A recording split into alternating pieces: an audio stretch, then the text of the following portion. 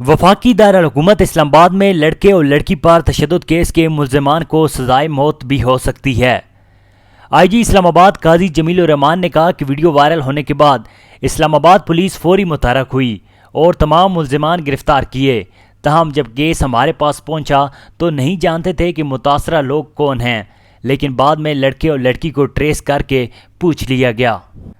ہم چاہتے ہیں کہ اسلام آباد پولیس اس تشدد کیس کو ٹیسٹ کیس بنائیں، جس کے لیے ویڈیو کی فورینزک تحقیقات ہوں گی۔ آئی جی اسلام آباد نے مزید کہا کہ وزیر اعظم عمران خان نے بھی اس کیس کا سختی سے نوٹس لیا ہے، جبکہ متاثرہ لڑکا لڑکی بھی ملزمان کے خلاف کیس دائر کرنے کے لیے تیار ہیں۔ اب ہماری کوشش ہوگی کہ ملزمان کو سخت سے سخت سزا ملے، جس کے لیے اسلام آباد پولیس کیس کو منطقی انجام تک پہنچائے گی، جس کے نتیجے میں تشدد کیس کے ملزمان کو سزائے موت بھی ہو سکتی ہے۔